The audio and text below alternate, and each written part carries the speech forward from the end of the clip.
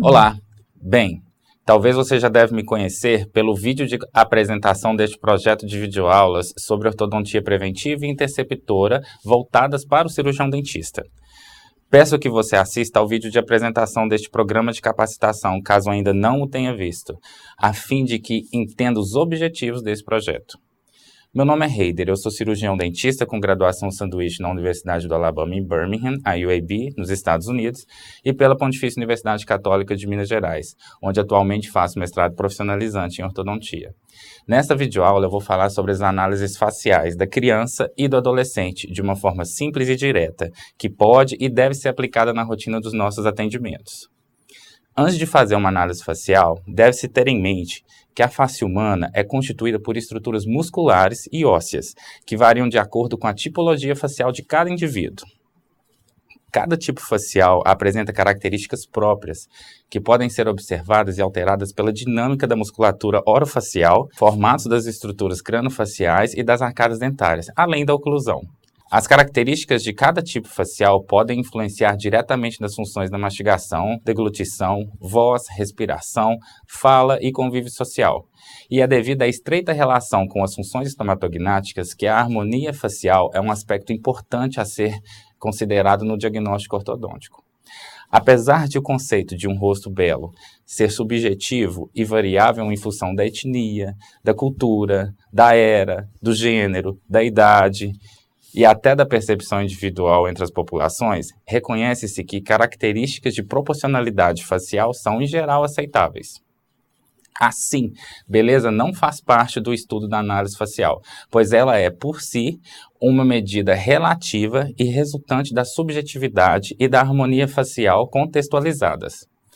Entretanto, o mesmo não acontece com a harmonia, que é o nosso objeto de estudo e é o nosso objeto de alcance ao final do tratamento ortodôntico.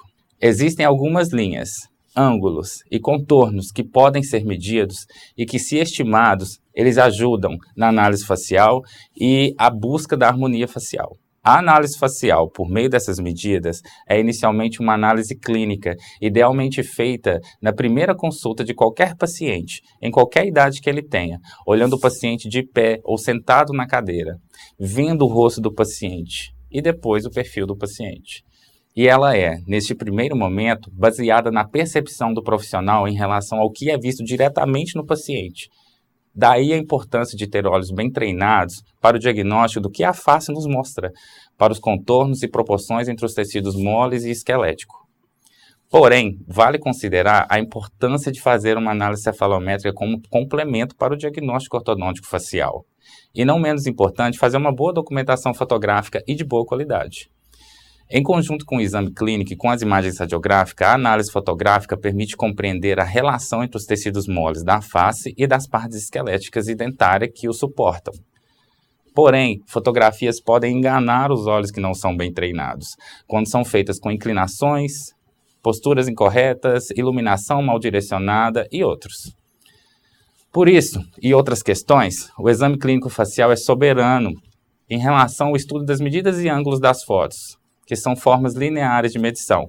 Mas para isso, temos que ter treinado muito a nossa capacidade diagnóstica a fim de olharmos para uma face e já termos algumas respostas sobre o paciente, como se algumas medidas e angulações principais já estivessem previamente sido consolidadas em nossa mente e fossem meros complementos diagnósticos. Devemos considerar que não há face perfeitamente simétrica, contudo, a ausência de algumas assimetrias é necessária para uma boa estética facial. Bem, chegamos ao final dessa primeira parte desse vídeo e esse assunto continuará a ser discutido na segunda parte dessa videoaula. Continue assistindo, vejo você lá!